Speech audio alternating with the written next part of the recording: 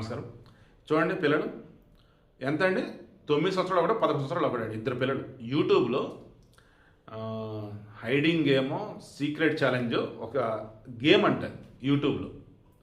పోనీ ఇలా పేరు గుర్తు రాకపోవడం నాకు మంచిదే, మళ్ళీ మీరు ఎవరైనా చూసి ఫాలో అయితే మళ్ళీ లేనిపోయిన ఇబ్బంది.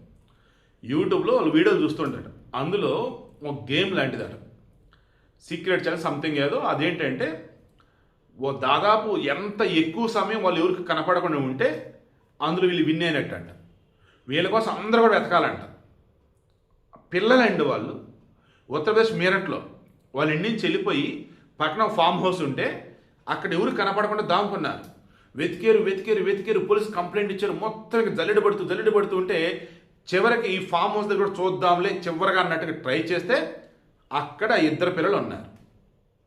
అప్పుడు పోలీసులు ఊపిరి పీల్చుకున్నారు.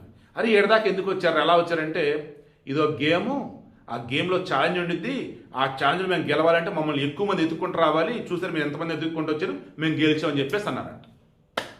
పిల్లలు జాగ్రత్త, స్మార్ట్ ఫోన్లని పిల్లలకు అలవాటు చేయకండి, ట్యాబ్లు అలవాటు చేయకండి. మీ పిల్లలు బాగుపడాలన్నా, మీరు బాగుండాలన్నా, ఈ సమాజం బాగుండాలన్నా, మన భారతదేశం బాగుపడాలన్నా ముందు ఎలక్ట్రానిక్ గ్యాడ్జెట్స్ని పిల్లలకు దూరంగా జరపండి. చక్కగా మీతో పాటు ఆడించండి, ఆరు బయట ఆడించండి. ఎంత సిటీలలో ఉన్నా కానీ అంతకంటే పిల్లలకి చెస్ నేర్పండి, క్యారమ్స్ నేర్పండి, బుక్స్ చదవడం నేర్పండి. అంతకు మించిన బెస్ట్ హ్యాబిట్ ఇంకోటి ఉండదండి. ఒక్క మంచి బుక్ చాలండి 10,000 మంది ఫ్రెండ్స్తో సమానం. పిల్లలకు బుక్స్ చదవడం నేర్పండి, అది కూడా మంచి బుక్స్, పిచ్చి పిచ్చి బుక్స్ కాదు.